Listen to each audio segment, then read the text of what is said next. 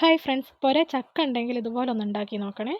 നല്ല പഴുത്ത ചക്ക മിക്സിയിൽ അടിച്ചെടുക്കുക. അതിലേക്ക് 1 കപ്പ് മൈദപ്പൊടി, 1/2 കപ്പ് അരിപ്പൊടി, 1 നുള്ള് ഉപ്പ്, 1 നുള്ള് അപ്പക്കാരം, ഏലക്ക ചതച്ചതും ചെറിയ ജീരകം ചതച്ചതും കൂടി ചേർത്ത് നല്ലപോലെ ഒന്ന് മിക്സ് ചെയ്തെടുക്കുക. ഞാനൊരു വിസ്ക് കൊണ്ട് ഇതുപോലെ മിക്സ് ചെയ്തെടുക്കുന്നുണ്ട്. ഇനി ഇതിലേക്ക് മധുരത്തിന് ആവശ്യമായ ശർക്കര പാനി ചേർക്കുക. ഇനി നല്ലപോലെ ഒന്ന് മിക്സ് ചെയ്തെടുക്കുക.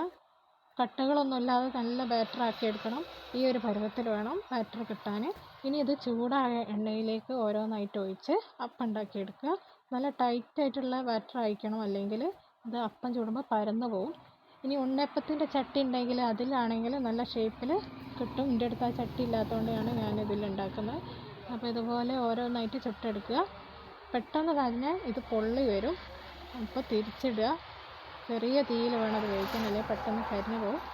ഇനി ഇത് മറിച്ചിട്ടിട്ട് ആ ഭാഗം ഒന്നും കൂടി വേവിച്ച് നമുക്ക് കോരി മാറ്റാവുന്നതാണ്. വളരെ സിമ്പിളായിട്ട് ടേസ്റ്റി ആയിട്ടുള്ളൊരു അപ്പമാണ്. ചായക്കൊക്കെ വൈകുന്നേരം പെട്ടെന്ന് റെഡിയാക്കാൻ പറ്റും. ചക്ക വീട്ടിലിരിപ്പുണ്ടെങ്കിൽ എന്തായാലും എല്ലാവരും ട്രൈ ചെയ്ത് നോക്കണം. അപ്പോൾ അടുത്ത വീഡിയോയിൽ കാണാം. ശരി.